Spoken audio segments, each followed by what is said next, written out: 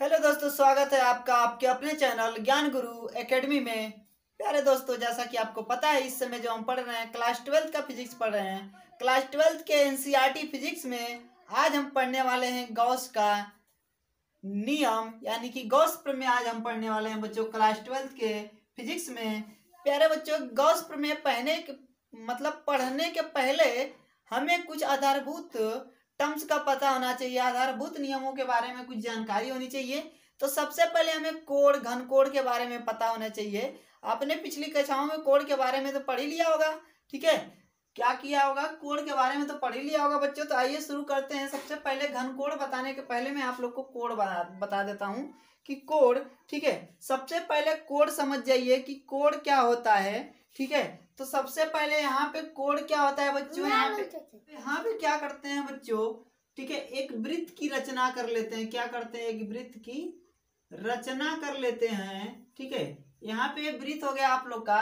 वृत्त का कोई केंद्र मान लीजिए कि वृत्त का कोई केंद्र है जिसका नाम क्या आपने रख दिया O।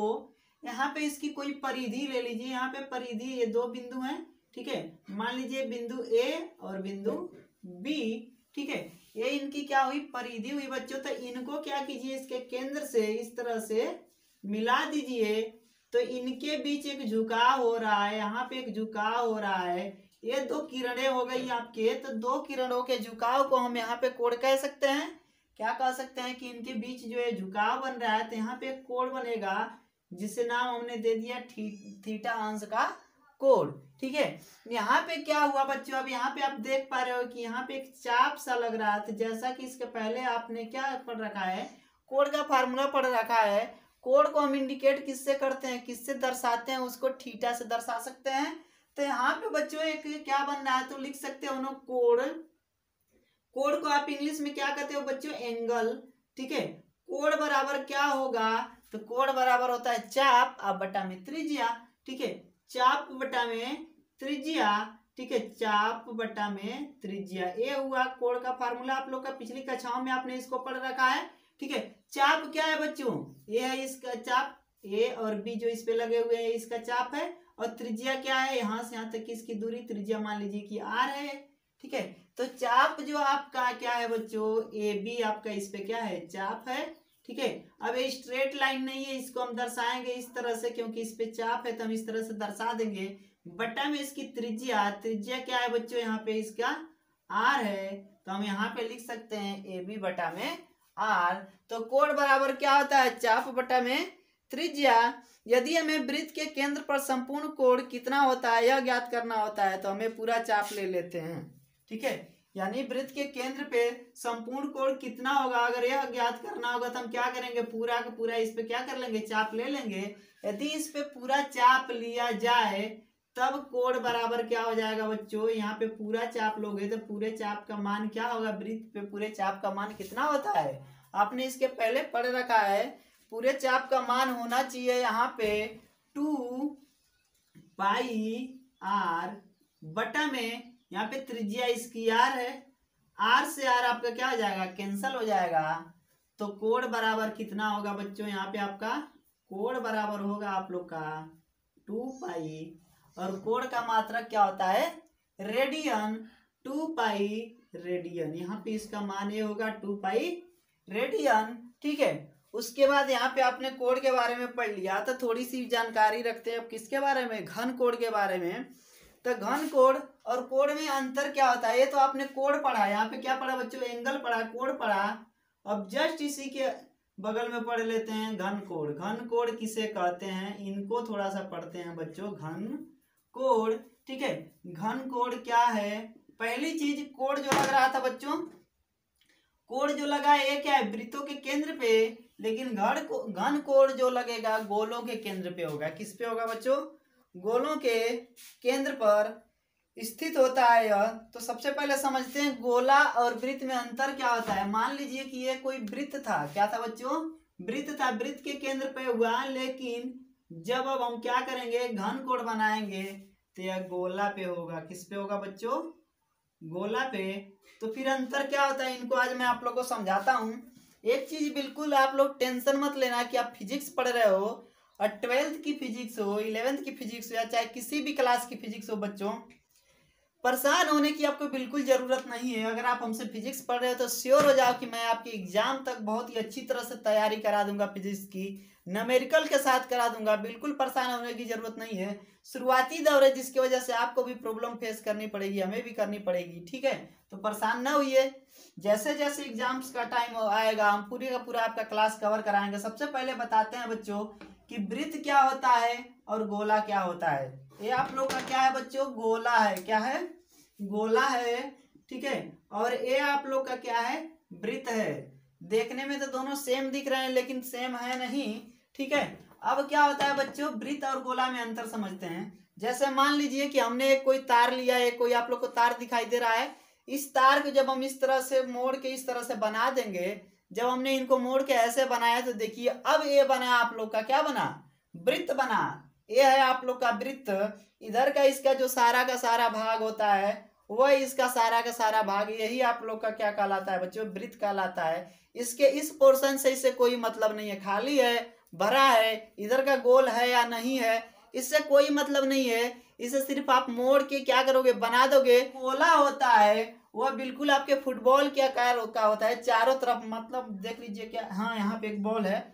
इस बॉल को आप देखिए, ये पूरा का पूरा गोला है। कहीं से भी घुमाइए, देखिए हर तरफ से आप घुमाओगे तो पूरा का पूरा गोल है, लेकिन इसमें ऐसा नहीं है, हर तरफ से घुमाओगे तो गोल नहीं है। तो ये है वृत्त और ये है आपका गोला। अब कभी भी इसकी डिफिनेशन में आप कंफ्यूज ना होइएगा, क्योंकि हमने आप लोग को वृत्त और गोला अच्छी तरह से समझाने की कोशिश की है, ठीक है। वृत्त और गोला ये हैं आप लोगों के, समझ गए बच्चों, ठीक है। अगर इतना आप समझ गए तो अब हम बात करते हैं इनके बारे में, घनकोण के बारे में। घनकोण होता क्या है, ठीक है। तो कोण वृत्त के केंद्र पर स्थित होता है। आपने देखा कोण किस पे स्थित था, वृत्त के केंद्र पर, यहाँ पे स्थित था। लेकिन जो घन कोण होता है वह गोले के केंद्र पर स्थित होता है। घन कोण कहाँ पे स्थित होता है बच्चों, गोले के केंद्र पर स्थित होता है। जैसे मान लीजिए कि ये कोई गोला है और इसका एक केंद्र है, केंद्र को आपने क्या ले लिया, वो ले लिया, ठीक है। अब एक गोला है तो जैसा कि अभी अभी मैंने आपको ये दिखाया था, इसी तरह से फुटबॉल आपने देखा होगा। फुटबॉल में कई तरह की जुड़ियां होती है उसमें, ठीक है, इसमें पिच होती है, ठीक है। तो मान लीजिए कि उसकी एक जो पिच है, ठीक है, उसकी एक पिच है, यहाँ पे कुछ इस तरह से है बच्चों, इसकी पिच कुछ इस तरह की है, ठीक है। इस तरह की जो पिच है इसकी, किसकी है, फुटबॉल की। तो आप क्या कर सकते हो, इसके जगह पे आप इसे क्या कर सकते, इस तरह से सीधा भी ले सकते हो, ठीक है, इस तरह से भी आप सीधा ले सकते हो, ठीक है। अब यहां से यहां तक की दूरी को आपने क्या कर दिया बच्चों, मिला दिया, ठीक है। तो इनके बीच ये जो पिच है, ठीक है, क्या है, ये जो पिच है, ये इसकी जो ये दूरी है, ठीक है, इनको इस तरह से आप क्या करो, मिला दो। ते फुटबॉल के बीच की ये जो पिच होती है बच्चों, उनको इस तरह से आप क्या करोगे, मिला दोगे। तो अलग से उसमें क्या होता है, एक सिर्फ पिच की बात करें, पूरे फुटबॉल की बात नहीं कर रहे हैं, उसके बीच जो जुड़ियां होती हैं उनकी हम बात कर रहे हैं बच्चों। तो जब आप यहाँ पे मिला दोगे तो इससे क्या होगा, जो ये है यहाँ पे इसका जो ये पिच आपको दिखाई दे रहा है, इससे अब उसके बाद क्या होगा बच्चों, यहाँ पे देखिए कि इसका जो क्षेत्रफल होगा वो कितना होगा, बहुत छोटे की बात कर रहा है। तो जो इसका यहाँ से यहाँ तक का क्षेत्रफल होगा, यहाँ से यहाँ तक का, मान लीजिए बहुत छोटा होगा तो आप उसे यस बता सकते हो, बहुत छोटा है तो आप उसे डेल्टा यस बता सकते हो, ठीक है। क्या बता सकते हो, डेल्टा यस बता सकते हो। और यहाँ से यहाँ तक की जो इसकी दूरी है बच्चों, वो क्या है, आर है। उसकी दूरी यहाँ से यहाँ तक की आर है, ठीक है, उसकी दूरी क्या है बच्चों, आर है।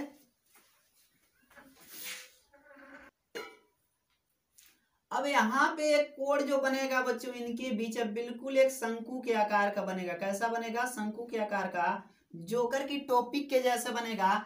और यह कैसा बनेगा, इसी कोण को हम कहते हैं बच्चों, जो यहाँ पे कोण बनेगा इस कोण को हम कहेंगे घन कोण। क्या कहेंगे, घन कोण कहेंगे। क्लियर है, एक कोण जो आपका बन रहा है घन कोण बन रहा है, ठीक है। तो अब हम क्या कह सकते हैं बच्चों, घन कोण बराबर क्या होता है, पृष्ठ का क्षेत्रफल। ये जो हमारा पृष्ठ का क्षेत्रफल है, ठीक है, यहाँ पे आप लिख सकते हो घन कोण बराबर, घन कोण बराबर क्या होगा बच्चों, पृष्ठ का क्षेत्रफल, जो टोटल का टोटल इसका पृष्ठ है, पृष्ठ का क्षेत्रफल बटा में त्रिज्या का स्क्वायर। क्या होगा, त्रिज्या का स्क्वायर, त्रिज्या का वर्ग। पृष्ठ का क्षेत्रफल कितना है बच्चों, डेल्टा एस है। कितना है, डेल्टा एस है और त्रिज्या कितनी है आपकी आर है, तो आप लिख सकते हो डेल्टा एस बटा में आर का वर्ग। डेल्टा एस बटे में आप लोग क्या लिख सकते हो, आर का वर्ग। तो यहाँ पे जो घन कोण होता है, जैसे कि कोण को हम थीटा से, जैसे कि कोण का क्या जो सिंबल था थीटा था, तो इसका घन कोण का होता है बच्चों ओमेगा। क्या होता है, ओमेगा। तो ओमेगा बराबर हम क्या लिखते हैं, डेल्टा यस बटा में आर का स्क्वायर, यानी कि पृष्ठ का क्षेत्रफल बट्टे में त्रिज्या का वर्ग। क्लियर हुआ इतना, पृष्ठ का क्षेत्रफल बट्टे में त्रिज्या का वर्ग। जब यह संपूर्ण, ठीक है, क्या करना पड़ेगा हमें, संपूर्ण इस पे क्या करना पड़ेगा, घन कोण निकालना पड़ेगा। इस पे अगर इस तरह से इसको मिला दें, पूरा घन कोण निकालना पड़ेगा, तब इसका मान क्या होगा, संपूर्ण पृष्ठ पर इसका घन कोण कितना होगा वो निकालना होगा। तो फिर हमें क्या करना पड़ेगा बच्चों, पूरा का पूरा इसका मान रखना पड़ेगा। गोले का क्षेत्रफल, पूरे गोले का क्षेत्रफल, ये गोला है, गोले का क्षेत्रफल कितना होता है इसको हमें रखना पड़ेगा यहाँ पे। तो जैसा कि आप लोग को पता है कि गोले का क्षेत्रफल क्या होता है बच्चों, 4 पाई आर स्क्वायर। तो यहाँ पे हम लिख लेंगे 4 पाई आर स्क्वायर, क्योंकि पृष्ठ का क्षेत्रफल यही है और यही हमारे गोले का क्षेत्रफल होगा। तो हम यहाँ पे लिख सकते हैं 4 पाई आर स्क्वायर बटा में आर स्क्वायर। अब यहाँ पे 4 पाई आर स्क्वायर कहाँ से आया बच्चों, ठीक है, क्योंकि यह क्या है बच्चों, गोले का क्षेत्रफल है। यह है गोले का क्षेत्रफल। गोले का क्षेत्रफल बराबर क्या होता है, 4 पाई आर स्क्वायर। क्लियर है, गोले का क्षेत्रफल बराबर क्या आता है, 4 पाई आर स्क्वायर। अब यहाँ पे क्या होगा, आर स्क्वायर से आर स्क्वायर कैंसल हो जाएगा, तो हमें क्या मिलेगा बच्चों, ओमेगा बराबर 4 पाई। क्या मिलेगा, ओमेगा बराबर 4 पाई। और यहाँ पे हमें क्या मिल गया बच्चों, घन कोण का एक फार्मूला मिल गया। किसका फार्मूला मिल गया, घन कोण का फार्मूला मिल गया, ओमेगा बराबर 4 पाई। अब यहाँ पे घन कोण का जो मात्रक होता है वो क्या होता है, स्टेरेडियन। इसे आप लोग क्या लिखते हो, स्टेरेडियन। आप लोग को एक चीज अच्छी तरह से याद है बच्चों, जब हमने क्लास 11th का पहला चैप्टर पढ़ा था मात्रक, तो उसमें क्या पढ़ा था, कुछ बेसिक मात्रक यानी मूल मात्रक और कुछ पूरक मात्रक पढ़े थे। तो मूल मात्रक 7 पढ़े थे और 2 पूरक मात्रक पढ़े थे, रेडियन और स्टेरेडियन, यही दोनों थे। ठीक है, कोण और घन कोण। क्लियर है, आप लोग को यहाँ तक समझ में आया, ठीक है। अगर यहाँ तक समझ में आया बच्चों, तो हम क्या करते हैं, अब इसके आगे थोड़ा समझ लेते हैं। ठीक है, इसके आगे समझने के लिए हम क्या करेंगे, इस फिगर को थोड़ा सा अलग बना लेते हैं। ये जो फिगर था इनको थोड़ा सा मैं यहाँ से निकाल के इधर से बना लेता हूँ अलग से। इस फिगर को आप ऐसे बना लो बच्चों, यही फिगर है आप लोग का। ठीक है, इस फिगर को आपने क्या किया, इस तरह से जब बना लिया, इस फिगर को आपने इस तरह से बना लिया। ठीक है, इतना आपने कर लिया। जब इस फिगर को आपने बना लिया बच्चों, तो यहाँ से यहाँ तक का ये आपने इसको कलर कर दिया। अब क्या है कि यहाँ से यहाँ तक की जो दूरी है, इनको भी आप इंडिकेट कर दीजिए। यहाँ पे इसके केंद्र पे यहाँ पे जो दूरी है इसको बता दीजिए। ठीक है, तो यहाँ पे जो इसका क्षेत्रफल निकलेगा, जो इसका क्षेत्रफल होगा बच्चों, क्या होगा, सूक्ष्म क्षेत्रफल था तो डेल्टा एस तो नाम दे ही दोगे। तो यहाँ पे बता दो, ये क्षेत्रफल जो वहां पे था वही चीज थी। इसी फिगर को हम निकाल के यहाँ बना रहे हैं। ठीक है, ताकि इसको अच्छी तरह से समझा सके आपको। तो डेल्टा एस हो गया, इसके वजह से यहाँ पे जो कोण बन रहा था बच्चों, इस कोण को हमने क्या कहते हैं यहाँ पे, घन कोण। तो ये आप लोग का घन कोण है, जिसे आप ओमेगा से दर्शाते हो।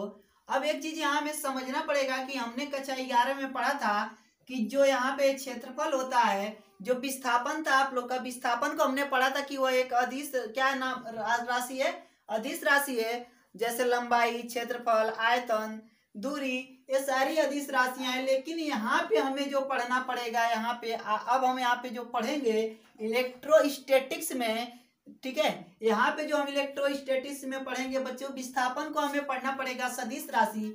क्योंकि यहाँ पे हम छोटी से छोटी, यहाँ पे जैसे मान लीजिए कि किसका क्या पैच है, अब इसमें छोटे से वाले का भी हमें क्या पढ़ना पड़ेगा, दिशा और विस्थापन सारी चीजें बतानी पड़ेगी। तो सही जानकारी के लिए हमें इसे सदिश मानना होगा। और यहाँ पे इसको हमने क्या मानना पड़ेगा बच्चों, विस्थापन को सदिश। यहाँ पे सदिश विस्थापन हम इनको क्या मान लेते हैं, यहाँ पे हम इसको आर वेक्टर मानते हैं। तो जो आर वेक्टर की दिशा है वही इसकी दिशा है आपकी। तो यहाँ पे आप इसको लिख सकते हो बच्चों, ठीक है, यहाँ पे डेल्टा एस, ठीक है, और यहाँ पे आर इसका विस्थापन दोनों का आपने यहाँ पे बताया। ठीक है, तो यहाँ पे आप लोग एक चीज देख पा रहे हो बच्चों, तो इस स्थिति में हम एक चीज बता पा रहे हैं आप लोग को कि यहाँ पे जो इस ओमेगा का मान है वो कितना है, ओमेगा बराबर डेल्टा एस बटा में आर का स्क्वायर। यही मान आपने अभी अभी घन कोण का निकाल के लाया था।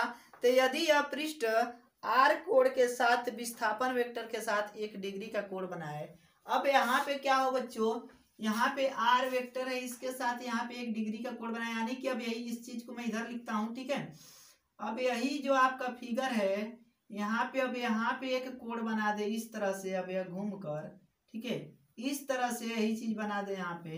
तो अब आप लोग को एक चीज समझ में आ रही है कि जो इसका विस्थापन था, ठीक है, क्या था बच्चों, विस्थापन जो था तो वही रहेगा, आपका विस्थापन वही रहेगा, लेकिन यहाँ पे जो इसका क्षेत्रफल था यहाँ पे, ठीक है, तो यहाँ पे क्या होगा, इनके बीच एक कोण बनेगा। क्या बनेगा बच्चों, इनके बीच एक कोण बनेगा। ठीक है, अब इस कोण का नाम दे सकते हैं थीटा कोण। ठीक है, क्या नाम दे सकते हैं, थीटा कोण। तो इनके बीच जो यहाँ पे देखिए, ठीक है, ये थीटा कोण जिस रेखा से जुड़ा हुआ है, यहाँ पे एक लंब खींचोगे, ठीक है, तो यहाँ पे इस रेखा को आप क्या नाम दोगे बच्चों, cos थीटा होता है। क्लियर है, क्या होता है, cos थीटा होता है। तो यहाँ पे जो आपका फार्मूला बनेगा बच्चों, यहाँ पे वही चीज लिखाएगा, लेकिन cos थीटा के साथ लिखा जाएगा। यहाँ पे क्या था, ओमेगा बराबर डेल्टा यस बटे में आर का स्क्वायर, तो बिल्कुल उसी के साथ यहाँ पे भी लिखेंगे, ओमेगा बराबर डेल्टा यस, लेकिन इसके साथ अभी थीटा भी लिखना पड़ेगा, डेल्टा यस कास थीटा बटा में आर का स्क्वायर। अब ऐसी स्थिति में फार्मूला ये आपका बनेगा, ओमेगा बराबर डेल्टा यस कास थीटा बटे में आर का स्क्वायर। ठीक है, क्लियर है इतना आप लोग को। ठीक है, यहाँ तक कोई दिक्कत है, तो हुआ आप लोग का घन कोण का मान। ठीक है, और ये है आप लोग का मान, कोण का मान। दोनों मानों को बच्चों अच्छी तरह से याद रखिएगा आप लोग। ठीक है, क्योंकि आने वाली जो आपकी क्या है न्यूमेरिकल्स हैं आपके, उसमें इसका यूज होने वाला है बहुत ज्यादा। ठीक है, और आप लोग को एक चीज और बता दें, अभी अभी इसका यूज होगा आप लोग का किसमें, गॉस का प्रमेय जो आप लोग पढ़ोगे उसमें भी इसका पूरी तरह से यूज किया जाएगा। ठीक है,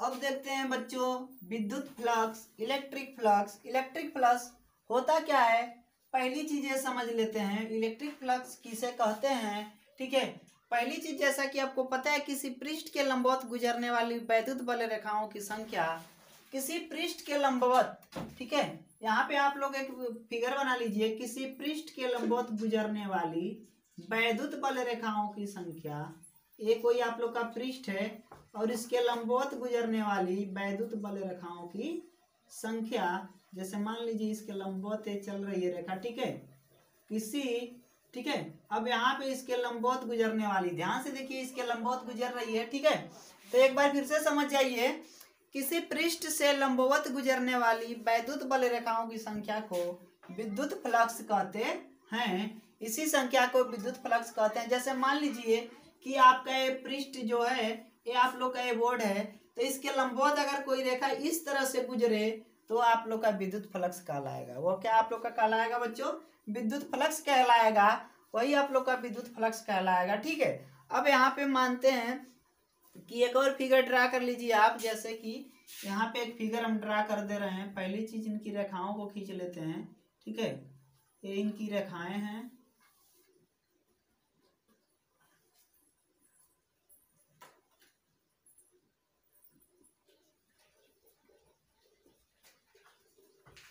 यहाँ पे आप कितनी भी रेखाओं को खींच लीजिए, लेकिन यहाँ पे बताया क्या जा रहा है कि जब आपने रेखा खींच ली बच्चों, तो यहाँ पे एक फिगर बना दीजिए, 2 फिगर बना लेते हैं इसमें। ठीक है, करना क्या है, इस तरह से एक फिगर बना दीजिए आप, यहाँ पे इस तरह से, ठीक है, और यहाँ पे इस तरह से एक फिगर यहाँ पे बना लीजिए आप।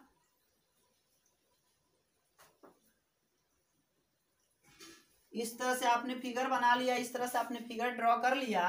तो प्यारे बच्चों, यहाँ पे आप लोग देख पा रहे हो कि हो क्या रहा है कि जो इसका फ्लक्स है, वैद्युत बल रेखाओं की संख्या इसलिए ज्यादा है ठीक है। यहाँ पे वैद्युत बल रेखाएं जो है निकली हुई हैं, इनकी संख्या देखिए ज्यादा है। यहाँ पे इनकी संख्या जो भी है ज्यादा है। वैद्युत बल रेखाओं की संख्या क्या है बच्चों? ज्यादा है। ठीक है, तो वैद्युत बल रेखाओं की संख्या इसलिए ज्यादा है क्योंकि इस पृष्ठ का क्षेत्रफल अधिक है। यहाँ पे देखिए, यहाँ पे वैद्युत बल रेखाओं की संख्या ज्यादा है इसलिए क्योंकि जो इसका क्षेत्रफल है वो अधिक है। जब पृष्ठ का क्षेत्रफल अधिक होगा तो वैद्युत बल रेखाओं की संख्या भी क्या होगी? ज्यादा होगी। ठीक है, अब हो तो हम कह सकते हैं जब इसका क्या हो कि पृष्ठ का क्षेत्रफल अधिक हो तो हम कह सकते हैं कि विद्युत फ्लक्स के क्षेत्रफल के अनुक्रमानुपाती होता है। ठीक है, इस पृष्ठ का क्षेत्रफल अधिक है तो क्या कह सकते हैं बच्चों की विद्युत फ्लक्स के पृष्ठ के क्षेत्रफल के अनुक्रमानुपाती होता है। तो विद्युत फ्लक्स, ठीक है, विद्युत फ्लक्स यहाँ पे हम लिख सकते हैं, विद्युत फ्लक्स को इस तरह से डिनोट कर सकते हैं, उसके क्षेत्रफल के अनुक्रमानुपाती होता है। क्षेत्रफल को मान लीजिए आप, क्या मान लीजिए बच्चों? एस, इसके अनुक्रमानुपाती होता है। ठीक है, अब यहाँ पे क्या कर सकते हैं बच्चों की एक और रेखा ड्रॉ करते हैं इस तरह से। ठीक है, बहुत सारी रेखाओं को हम इस तरह से खींच लेते हैं। इस तरह से हमने बहुत सारी रेखाओं को खींच लिया तो आप लोग को यहाँ पे एक चीज स्पष्ट दिख रही है बच्चों, यहाँ पे देखिए ध्यान से। ठीक है, इस तरह से आप खींच सकते हो।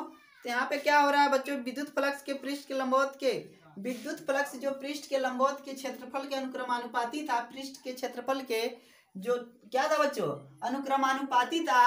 अब यहाँ पे क्या है, इनकी क्षेत्र की तीव्रता भी बहुत ज्यादा है। ठीक है, इनकी क्षेत्र की तीव्रता क्या है? बहुत ज्यादा है। तो हम ये भी तो कह सकते हैं कि इनका जो क्षेत्र का, पृष्ठ का क्षेत्रफल होता है विद्युत क्षेत्र की तीव्रता के अनुक्रमानुपाती। तो यहाँ पे हम ये भी लिख सकते हैं फाई प्रोपोर्शनल टू ई। अब क्या करेंगे बच्चों? यहाँ पे 5 proportional to yes, 5 proportional to E, जब इनको आप हल करोगे तो फाई बराबर मिलेगा ई एस। यहाँ पे जब प्रोपोर्शनल हटता है तो अनुक्रमानुपाती कांस्टेंट कुछ आता है, और यहाँ पे कांस्टेंट क्या था बच्चों? 1 था। तो यहाँ पे हमें क्या मिल गया? विद्युत फ्लक्स का मान ई एस मिल गया। जहाँ पे ई विद्युत का क्षेत्र है, यहाँ पे आप बता, और यस इसका क्या है? पृष्ठ का क्षेत्रफल है। ये विद्युत क्षेत्र ई और यस विद्युत फ्लक्स है, अरे क्या बोलते हैं, पृष्ठ का क्षेत्रफल है। क्लियर है? ठीक है, ये इसका पृष्ठ का क्षेत्रफल हुआ। अब इसकी एक स्थिति ऐसी ले लेते हैं बच्चों, क्या करते हैं, इसकी एक स्थिति ऐसी ले लेते हैं, यदि हमारे पास ऐसा पृष्ठ हो, थोड़ा सा मिटा देता हूं, यदि पृष्ठ कैसा हो, इस तरह से हो, लेकिन मिटाने के बाद तो पता चले ना कि कैसा हो।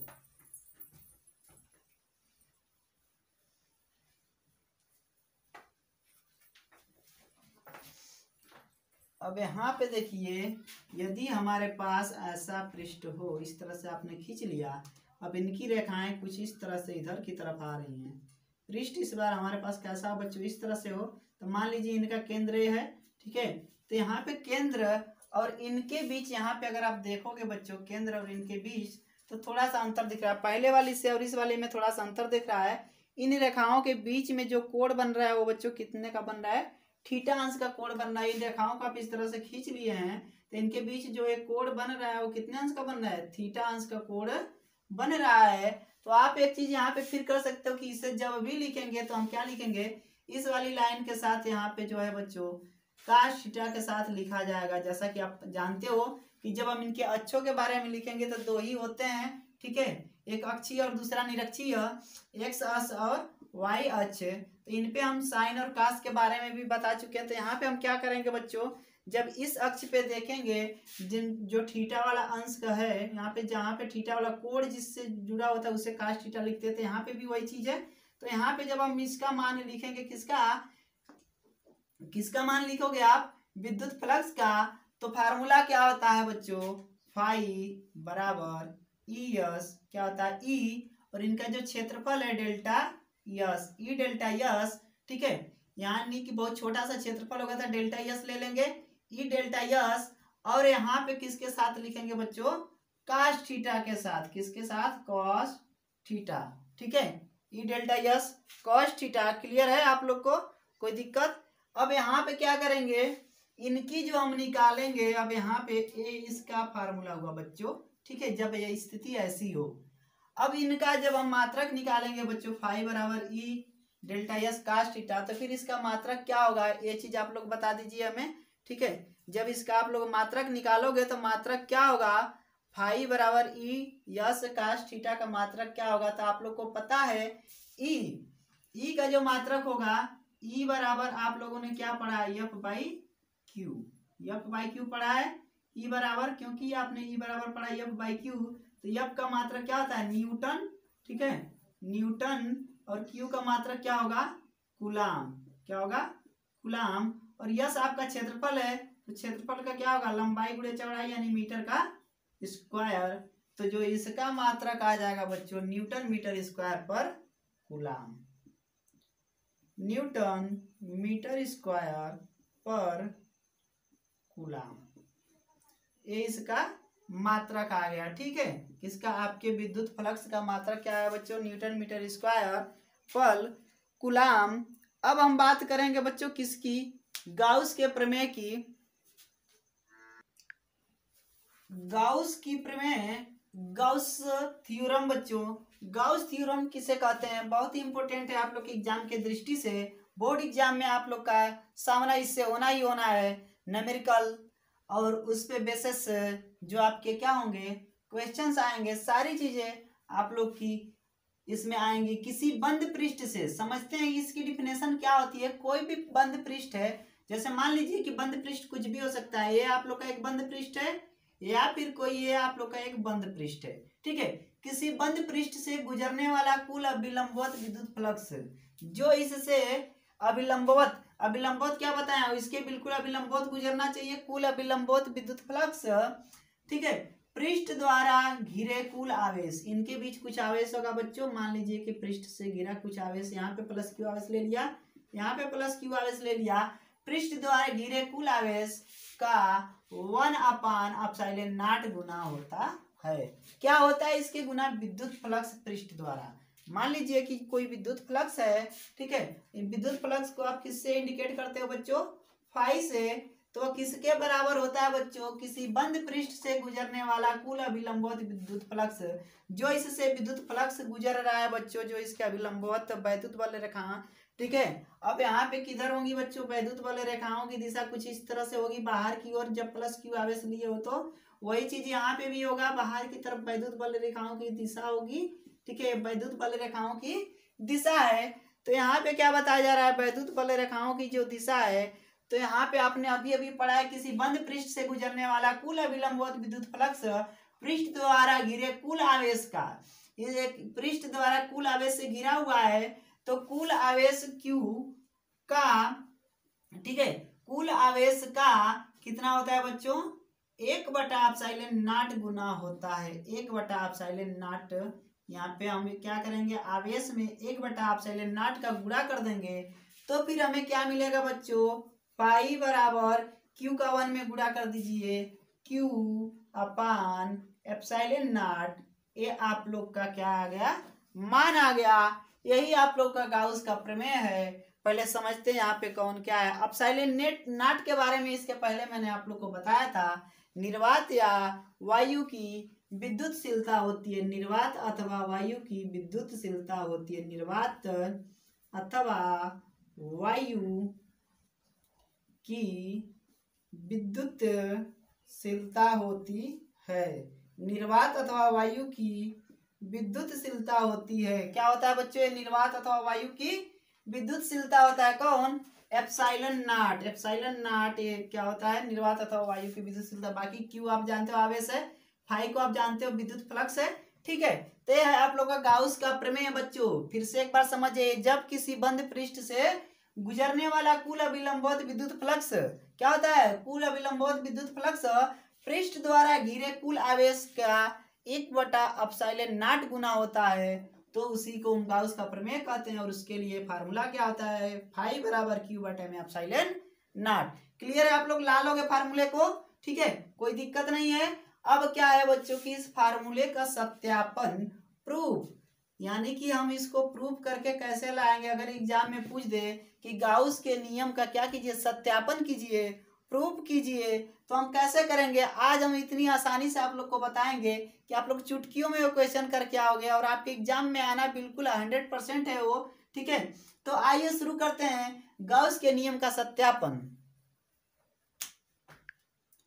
प्यारे बच्चों, गाउस नियम का प्रूफ देखते हैं। सबसे पहले क्या करते हैं कि हम एक यहाँ पे हम क्या करते हैं, एक फिगर ड्रॉ कर लेते हैं, जो कि आप लोग का फिगर कैसा होना चाहिए। ठीक है, कोई बंद पृष्ठ होना चाहिए। मान लीजिए कि आप यहाँ पे एक फिगर कोई भी ड्रॉ कर ले रहे हो। ठीक है, कोई भी एक फिगर आप ड्रॉ कर ले रहे हो बच्चों। यहाँ पे हमने एक फिगर ड्रॉ कर दिया। ठीक है, अब यहाँ पे क्या है कि इसका कुछ केंद्र होगा। ठीक है, केंद्र मान लीजिए कि केंद्र ओ है। ठीक है, यहाँ पे केंद्र क्या है बच्चों, ओ है। यहाँ पे आप एक केंद्र मान लीजिए कि एक केंद्र, मान लीजिए एक बिंदु है इसके केंद्र पृष्ठ पे, तो मान लीजिए बिंदु P है। ठीक है, यहाँ पे बिंदु P। अब क्या करेंगे बच्चों कि हमें कुछ नहीं करना है। इस पे समझिए कि इस बिंदु से P बिंदु से O को मिला दीजिए और यहाँ इनके बीच में क्या होगी, कुछ दूरी R होगी।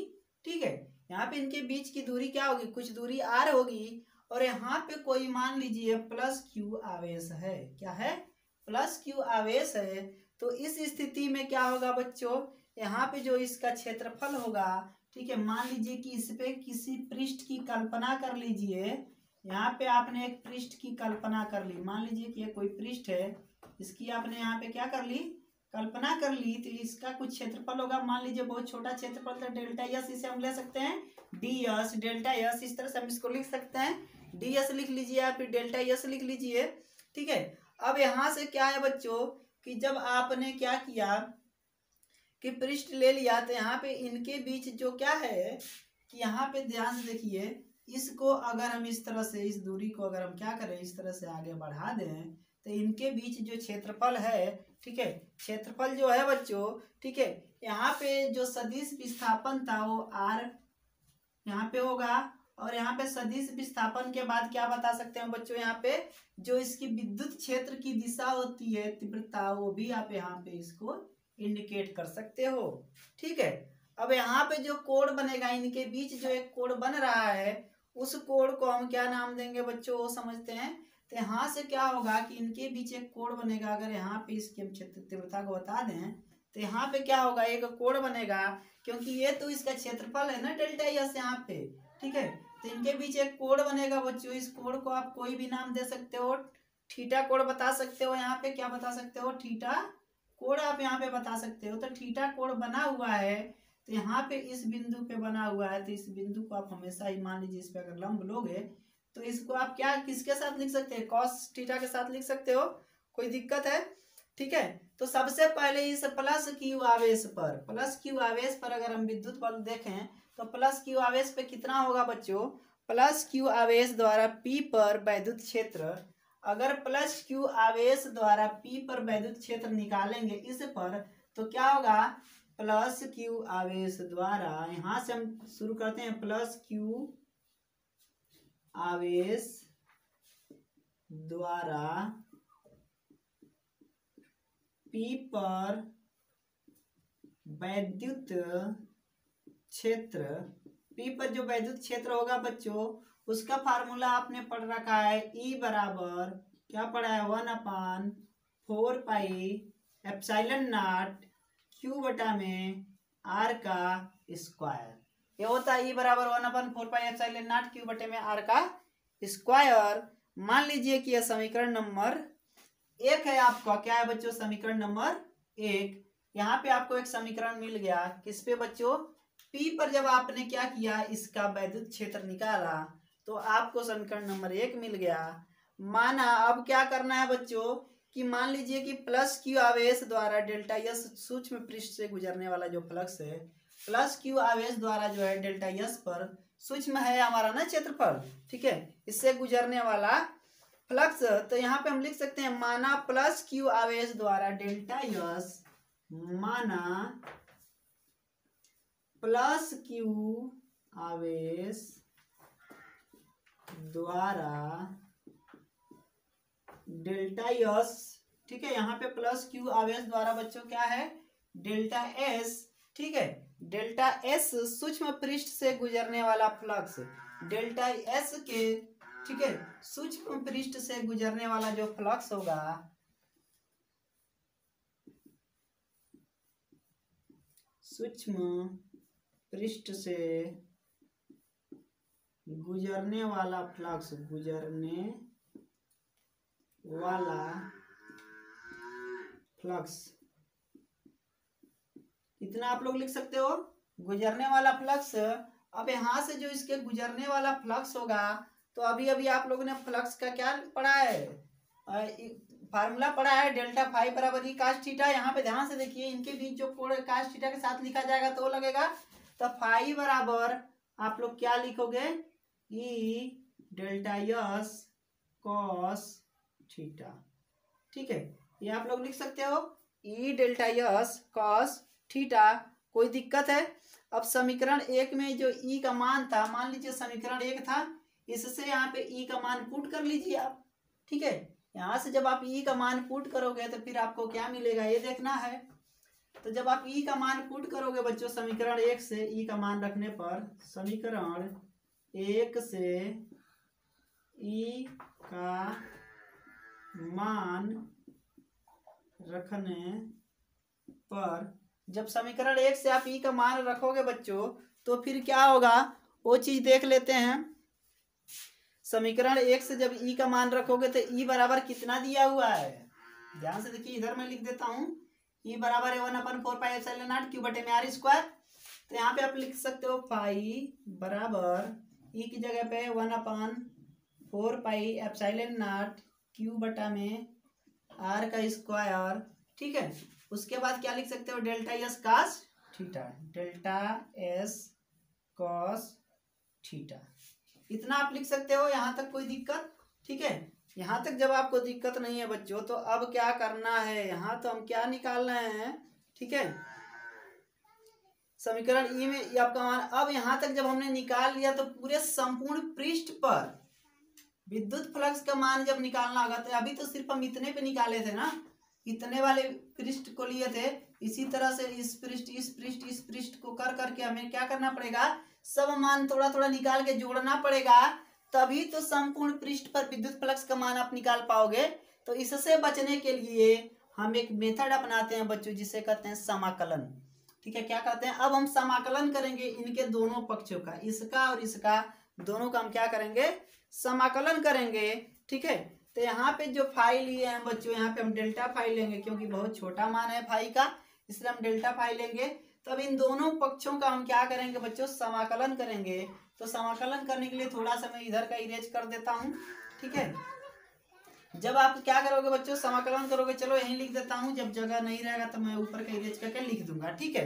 तो समाकलन करने के लिए आपको क्या करना पड़ेगा बच्चों, इनका अलग और इनका अलग, यहाँ पे समाकलन डेल्टा फाई बराबर समाकलन 1/4πε0 क्यू अपान आर का square delta yes cos theta.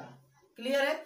इतना आप लोग कर सकते हो। जब इतना कर सकते हो बच्चों, तो एक चीज देखिए, ये डेल्टा यस परिवर्तनशील है, ठीक है, और 1/4πε0, ठीक है, को हम क्या कर सकते हैं बच्चों, यहाँ पे 1/4πε0।